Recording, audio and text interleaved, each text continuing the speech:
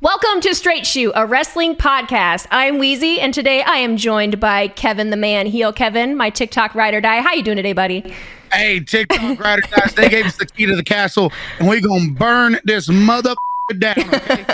Calm down. Got to keep our jobs. We gotta keep the energy though. We're trying to keep our jobs, man. God. No, Kevin, what I wanted to talk about today is this weekend we have the PLE coming up with Night of Champions over there in Saudi. Are you excited for that? Are you not? I will say this is probably one of the better built Saudi events that they've done.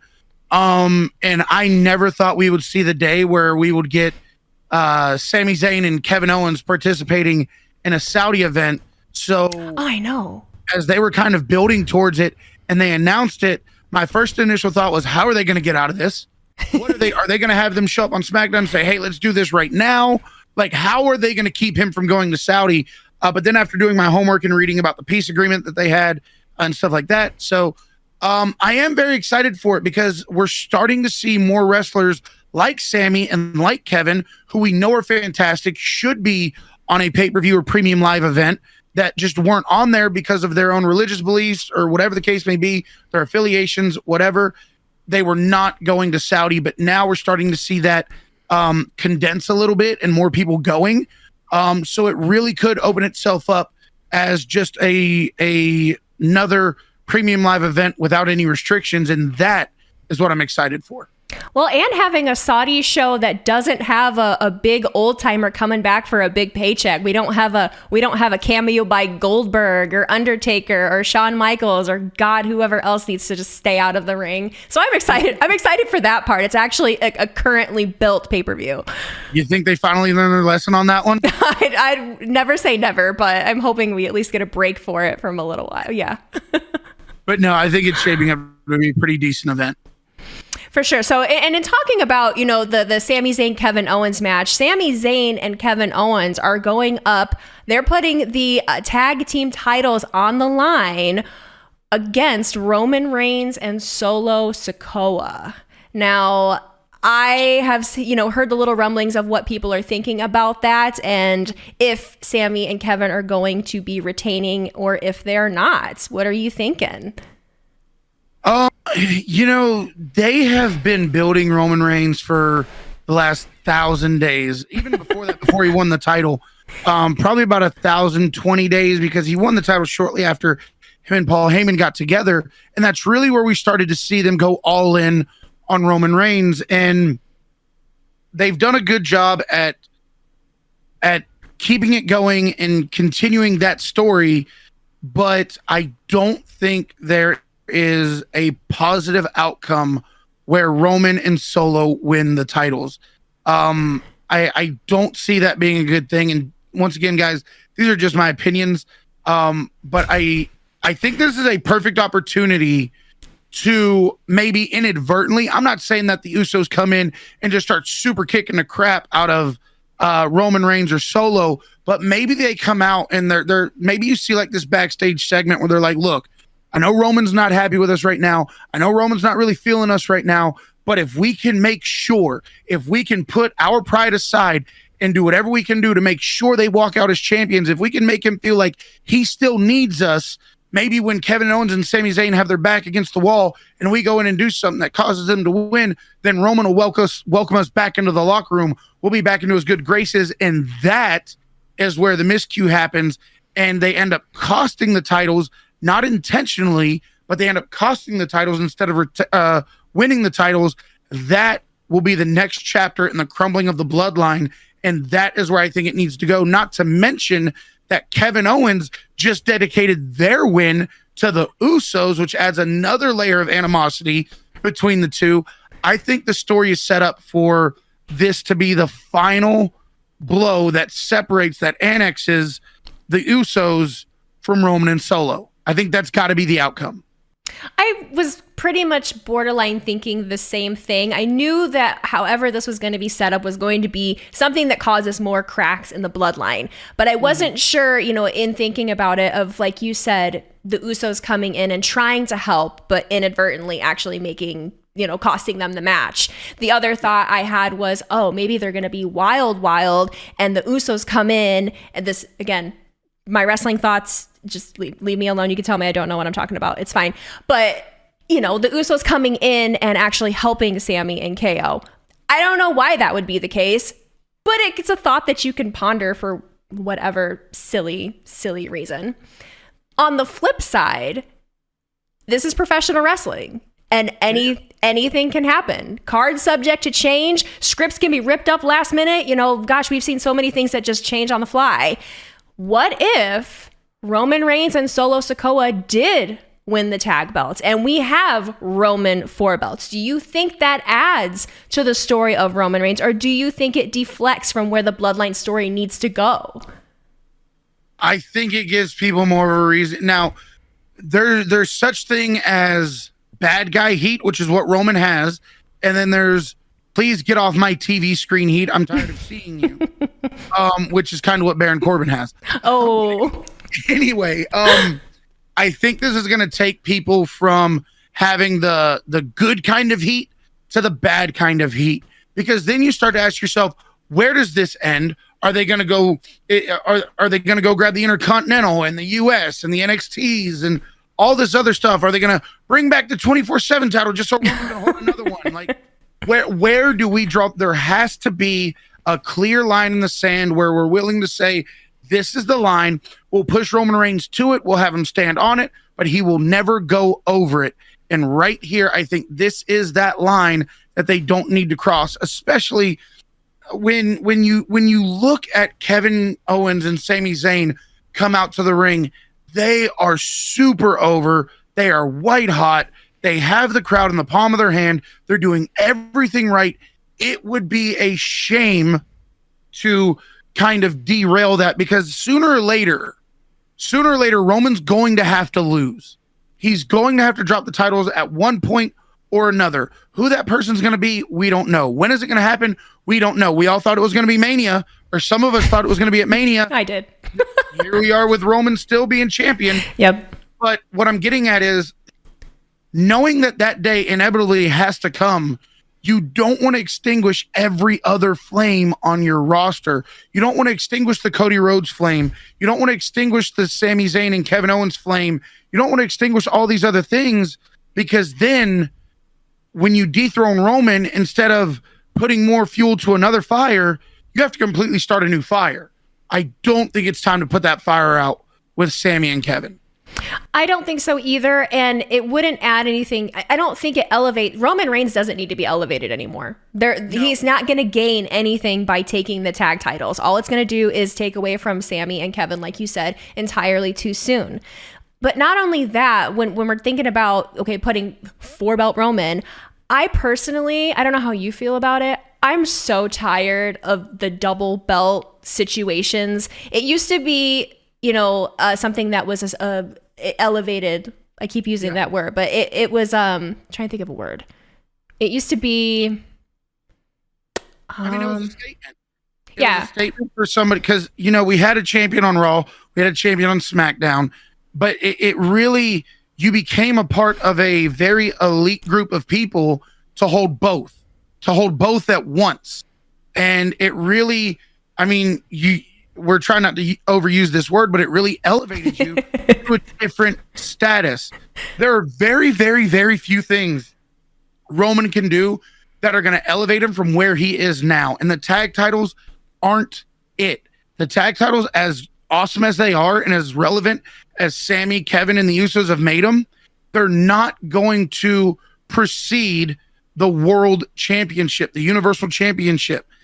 It's going to do nothing for Roman, but it will do everything to Kevin and Sami, and that's, like I said, I don't think you need to put that fire out right now.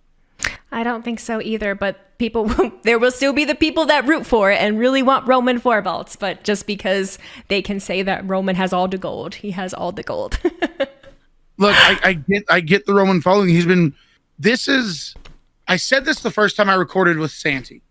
We are in uncharted waters right now. This is something the likes that our generation has never seen. the options are wide open. And we were talking about this at Clash at the Castle, and we're still here talking about it now. I think that Roman Reigns said it best at WrestleMania.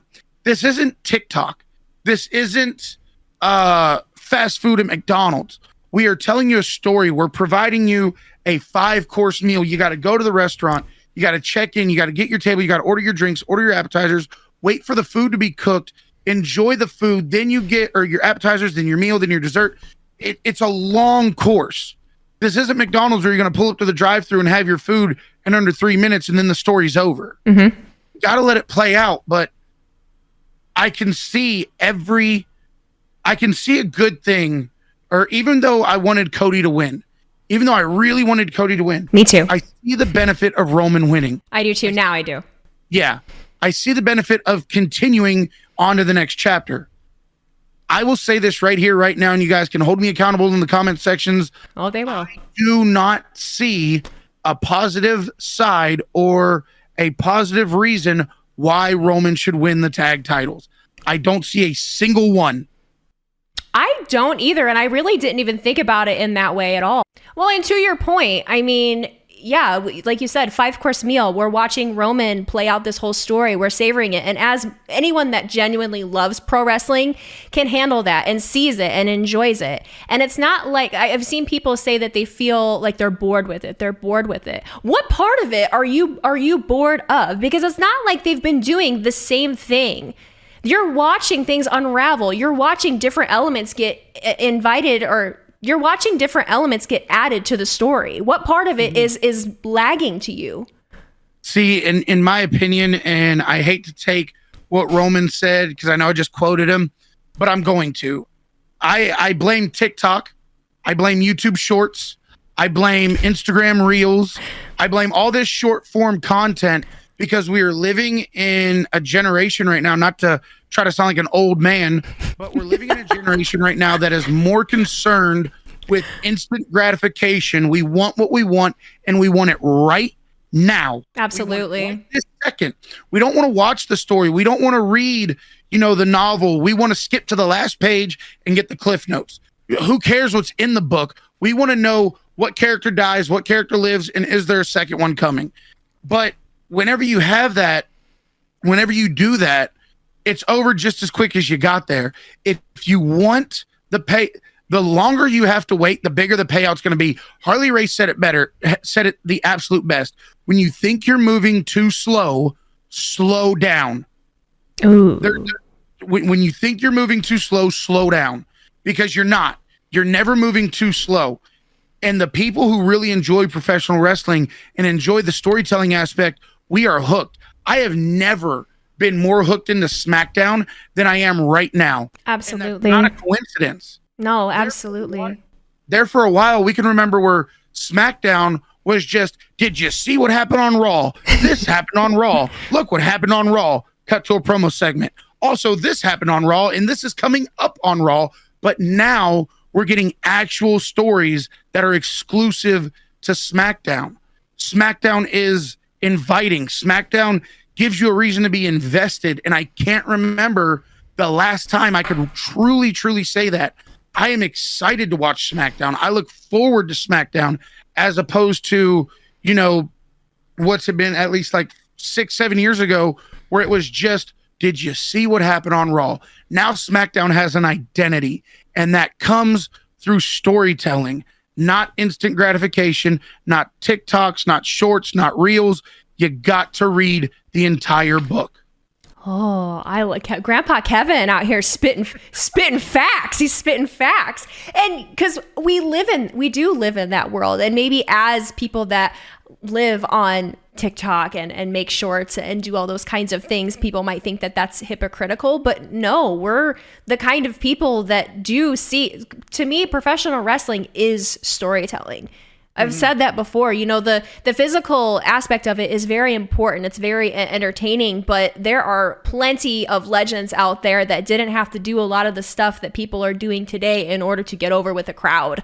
And there's a lot to be said for storytelling and trying to figure out. I think that's why I have a hard time constantly wanting to do like predictions or what do you think is going to happen now, because I really just like to ride the wave and see what's going to happen. I really do struggle with trying to come up in my mind what I think should happen, but I'll take it. I'll be Grandma Weezy. I like the slow burns. I love me the slow burns. I could go back a couple years ago, and I don't want to throw out a specific date because I know I'm going to be wrong, but go back years in the past when we had The Miz main eventing WrestleMania with John Cena. Mm-hmm. And The Rock comes out and costs John Cena the match. What happened the next night on Raw? We had Cena in the same building. We had The Rock in the same building. We didn't, and Cena comes out and challenges The Rock to a match. What happened? Rock says, I accept for next year's WrestleMania. They didn't have the match that night. And look at the story, the promos, the segments, everything they were able to do through that next year, and then on into the year after that. They did it for 2 years. Those were incredible. All the way back to Cena winning or Rock winning the title from Punk and then became champion. Cena wins the Rumble. Now their paths meet. What was built for once in a lifetime is now twice in a lifetime, and now the championship is on the line. None of that would have happened. We would have got none of that amazing content if they had just said, okay, they're going to wrestle on Raw. What would we have gotten? An 12-minute match at the end of Raw that literally gave us nothing? At the end of 3 hours? They stretched it over the next 2 years and made us care about it. Yep. And to Roman's speaks how great he is. You know, when you're giving that example, that was The Rock. You know, that was The Rock. And you have someone that is just within the last 15 years has started and has become what he is and didn't have the name The Rock, you know, behind him. Yes, he is a legacy, but I don't feel like when he was introduced, that was really a thought. I don't really think that, at least I didn't when he really debuted with the Shield. That's when I really started to notice Roman Reigns or really knew of him. I didn't see him as, bloodline, he's part of, the Samoan dynasty. That's not what I thought of when it came to Roman Reigns. No, not at all. And not Roman Reigns, but, The Rock is a multi-generational talent. His family's been in, he's not first generation, but I've always said this when it's come to The Rock. He might not be first generation talent, but to that family, and I mean no disrespect by this, he is first generation success. There is nobody that came before him in that bloodline, pun intended, reach the success of The Rock. Roman is the first person to even come close or rival or even approach that level of success. And I think as far as pro wrestling goes, he's done it. As far as pro wrestling goes, he has absolutely met the success of The Rock. The only difference is The Rock has taken over Hollywood. Roman hasn't. That's the only thing that separates them, in my opinion. So people have got to let these stories play out. They won't do that. I want it, and I want it now. Just like I was last night in my stream, I was sitting there and people were like, SmackDown was pre-recorded, right? SmackDown was pre-recorded. If you want to, you can Google and find out what happened right now. I'm like, why would I want to do that? Why would I want to do that? Like you said, instant gratification. We got to know right now. I have we're going off, and Steve's just going to have to deal with it. Yeah. I think of when some kind of news breaks or some kind of rumor circulates when it comes to the world of professional wrestling or an injury or someone possibly debuting. Prime example is last night, people were like, Randy Orton's in the building. And everyone thought for like the last 20 minutes that Randy Orton was going to intervene in the match. And sure enough, to end the match came and it's like, where's Randy? We jumped the gun so quick because people want to be the first person to drop that story. They want to be the first person to have the prediction. They want to be the first person to be able to say, I knew that was coming, instead of just waiting for clarification. And it drives me absolutely insane. This is going to be a hard pill for a lot of content creators to swallow. Do it. I'm here. I'm ready. I'm going to say it anyway, and this might make you guys hate me. Too many content creators are worried about being first and not being honest. They're worried about who's going to say it first and who's going to say it louder, as opposed to who's going to tell the truth. because the truth is boring. The truth isn't exciting. But if you're the first one to say it, that means people are going to follow you. They're going to watch your stuff. They're going to share your stuff. I don't care about being first. I don't care about, what's Dave Meltzer tweeting? What's Sean Ross Sapp tweeting? What's this person tweeting? Just let it play out. Whenever the Raw After Mania happened, everybody's like, oh, Jay White's going to be here. Jay White. Oh, my God. I know. I remember. Jay White. Yep. Did Jay White show up? No. I went into the Raw After Mania with zero expectation because I didn't want to expect anything. And I feel like when you go into something expecting something like that, you are setting yourself up for failure because either one, they're not going to show up and you're going to be like, oh, I thought they were going to show up. Or two, they're not going to do it the way you want. And they're like, oh, they could have done that so many better ways. Wait. If you just go into it and be like, hey, Raw's on. Let's see what happens. You have no expectations and you can only go up from there. It's just my opinion. Again, Grandpa Kevin spitting facts because You ain't gonna call me Grandpa too many more times, okay? Grandpa Kevin. It's fine. We're the same age. You can call me Grandma. It's fine. These kids out here, we're internet dinosaurs. They don't understand. They don't get it. They just jumping on it. We were alive during MySpace. We were live during MySpace. Can you imagine? Like, I try to think of if those things would have stayed around. How news would drop. You would definitely be in my top 5. Oh, you'd be my top 8. Solid top 8. We'd leave Steve out. Steve could be. When they introduce the top 12, maybe he could be, in there. Maybe he'll make the cut. Maybe, just maybe. All right, Kev. Well, I think we went off on a little bit of a tangent, but that's okay. Good conversations. Like I said, the PLE. Are you used to calling pay-per-views PLEs yet, or do you still call them pay-per-views? Because I still. The first time you heard PLE in this video, I was like, what is she talking about? Because I know that they're going to be in the comments and they're going to be like, it's PLE, it's premium live event, it's not pay-per-view. And I still say pay-per-view. Oh, we are so getting fired. We are getting fired. It's fine. If this is how we go out, we ride at dawn. We went out guns a-blazing. All right, Kev, let everybody know where they can find you. Guys, thank you so much for tuning in to another episode. I've had so much fun talking to Wheezy. You guys can find me on all forms of social media at HeelKevin1. Please go subscribe to my TikTok page. We just broke 21,000 subscribers. Do a lot of reaction videos over there, and you guys can see me every single weeknight streaming at 7:15 p.m. Eastern time on Twitch, twitch.tv/HeelKevin. Again, guys, that is every single weeknight at 7:15. And I am Wheezy. You can find me at Wheezy Blonde on TikTok, YouTube, and at A Wheezy Blonde on Instagram and Twitter. Also, Twitch at Wheezy Blonde. Trying to get those right is just really difficult. All right, guys. Thanks for tuning in. Y'all have a great week. Take it easy, guys.